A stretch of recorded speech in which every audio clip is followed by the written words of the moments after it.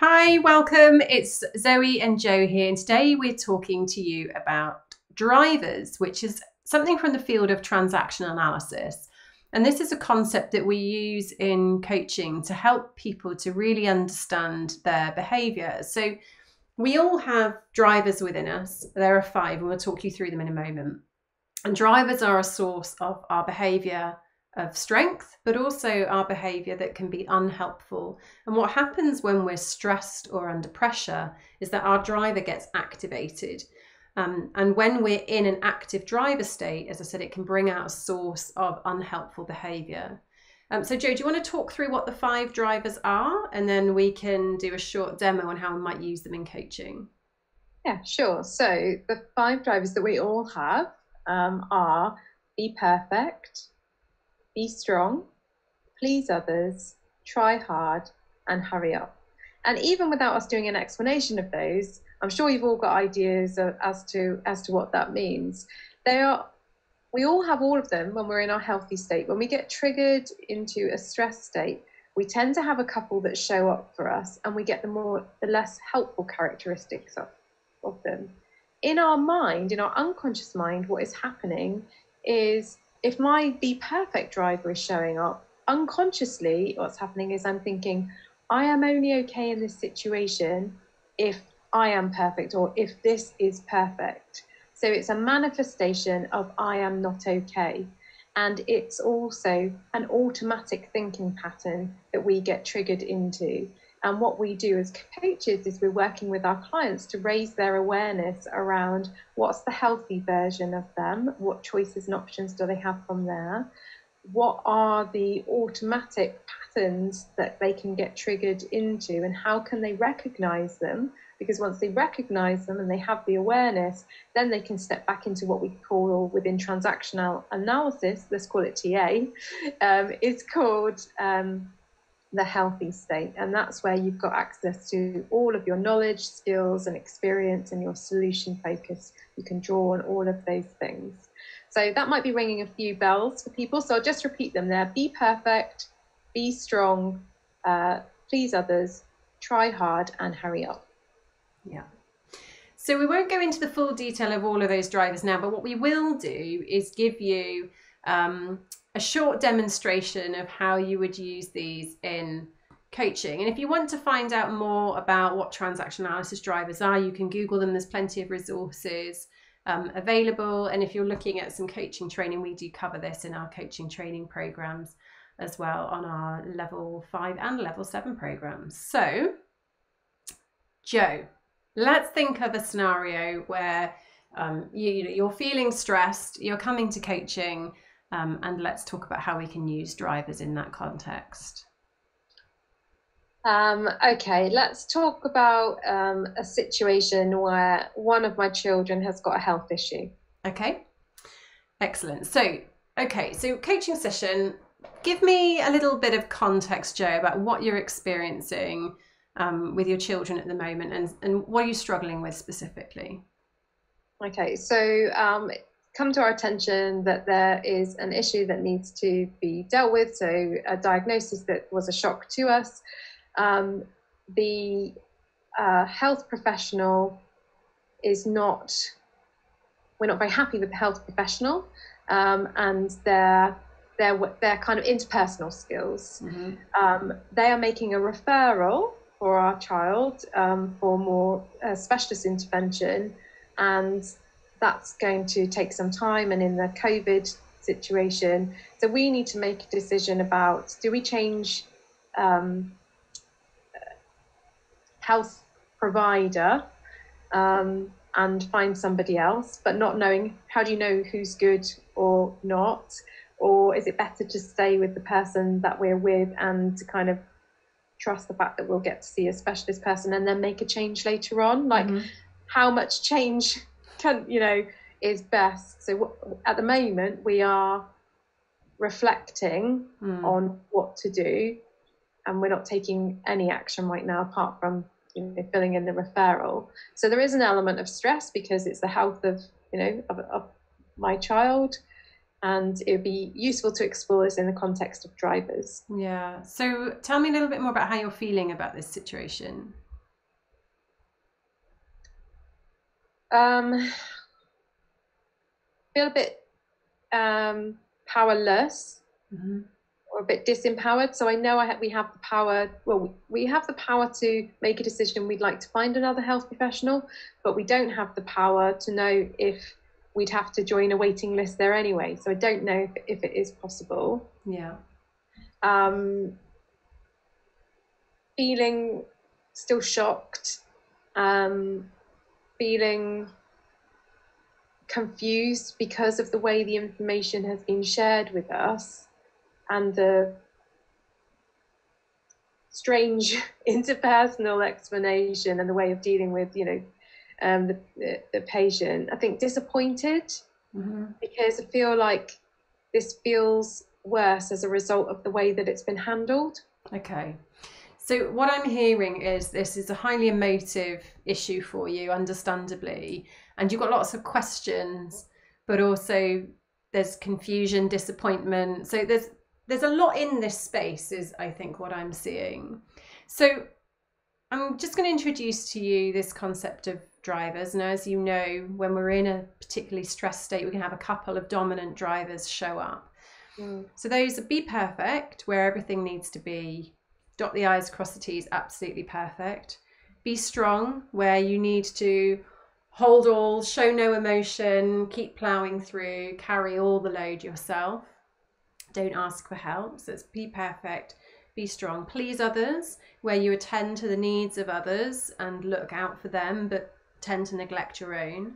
Try hard, where it's all about the effort and making sure that you keep trying and trying and trying, but not necessarily getting the results.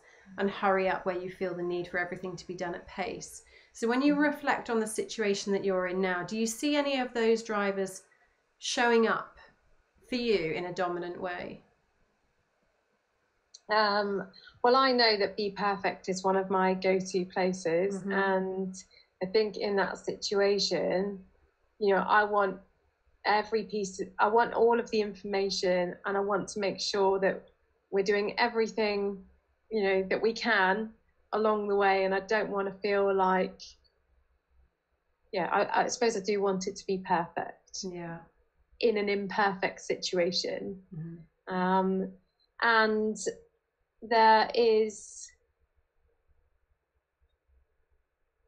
there isn't please others, which is my other normal go-to. The reason there isn't that is because it's my child.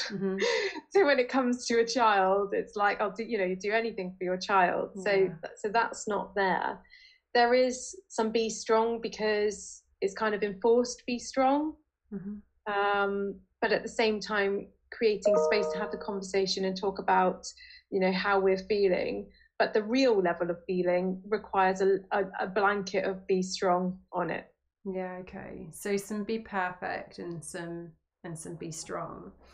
So when you think about those drivers, and you've illustrated some of the behaviours that are there, can you take yourself outside of this situation? Imagine that it's me, and I'm approaching, and you're advising or guiding me.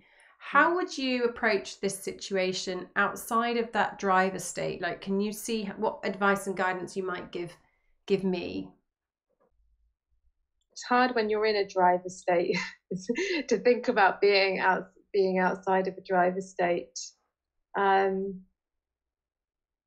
Obviously, there's knowledge that there is no such thing as perfection anyway. So investing energy in that is energy that could be invested elsewhere. So progress before perfection is more important, or is actually the only thing that is possible. So bite-sized chunks, really, rather than looking out at the whole picture and wanting it all to be planned perfectly from now through to whatever end point that there might be. Just to help here, like, some of the enablers of those particular drivers are about recognizing, particularly with Be Perfect, where good enough is. Because where you're stressed and you're looking for that perfection, you just said yourself, like, that there is no perfection, and it's hard when it's your child. I appreciate that, because obviously you've also got perfection, you've got mama bear instincts kind of coming in. What would good enough look like in this situation for you?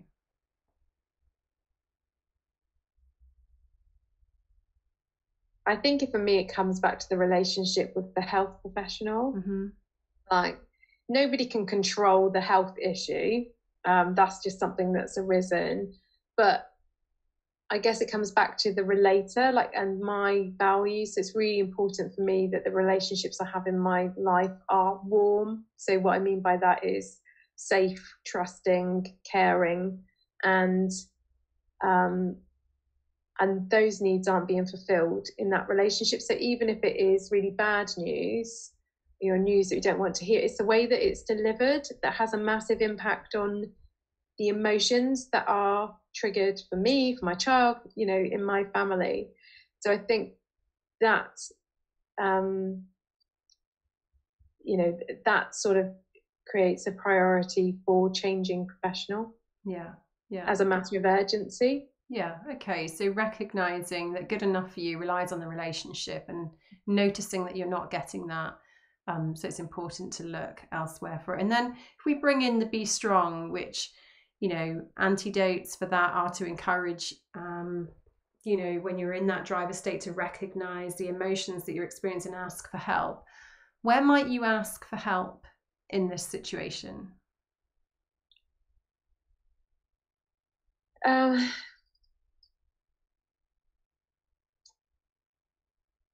Well, I have spoken to people that I know that have connections in the medical world. So to get more information about the condition and, who are specialists in this area, do they exist? Just to inform our decision making.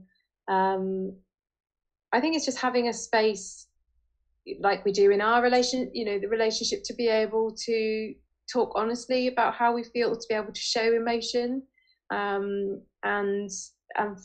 for that to be okay. So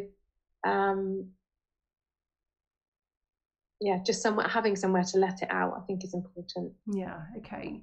So as you reflect then on this situation, we talked a little bit about drivers, we talked a little bit about the feelings that you're having, the impact that it's having on you, some of the antidotes that are available, and this is a quick demo. What are your reflections so far on, being in this driver state and the behaviours that you're showing in this situation?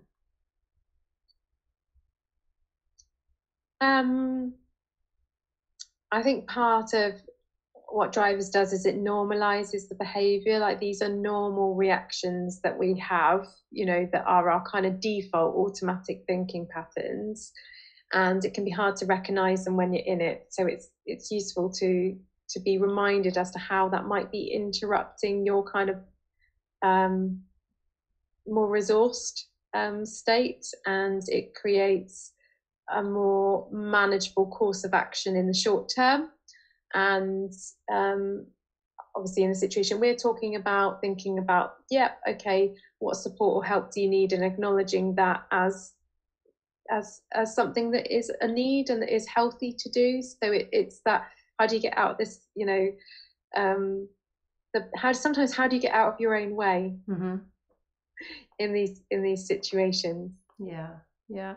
So other ways we'd use drivers in a situation would be, obviously, identifying what they are, looking at the antidotes and the things that are the enablers to some of those behaviours that we've done today, but also going back to the source and looking at what's generating that stress. And you might look at, what are the thoughts that I'm having, what are the feelings that I'm having, and what are the emotions that I'm having, because a lot of the drivers will be activated as a result of the thinking that you're doing about the situation that you're in.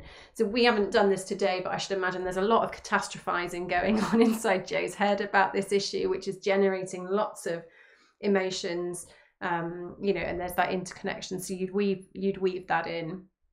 And you may also just explore situations that they've had in their life when they have been in a much more calmer state. So to draw the comparison between, okay, so this is how you're showing up right now. Tell me about a situation that you've dealt with, easily, successfully, you know, to draw the comparison between being in an active driver state and being outside of that driver state. Yeah, and there's lots of other things that you can you know, other coaching knowledge, experience, tools and techniques that you can integrate with this. So values, for example, fit in or dovetail with drivers. And you might reflect on, when it comes to behavior, you know, which of your values are showing up here, or which are the values that you need to lean into that are most important. What would you be thinking, feeling and doing, you know, in order to honor that? I mentioned relator in the conversation, that's important to me. But when I think about the existing health professional, then how can I inject that into that relationship, and so on. So, you know, with all tools, they're not standalone. You know, it's really how we integrate or weave them into our conversations, and also that balance between educating and giving that free space for the coaching client to be able to explore and do their own thinking and reflection and have their own ahas. And so you'll need to judge as a coach, you know, when it's helpful and useful in service of the client's agenda to do that. So I hope you found it a useful exploration. It piqued your interest perhaps in transaction analysis. And if you want to see more of these videos, take a look on our vlog, www.igcompany.co.uk/vlog.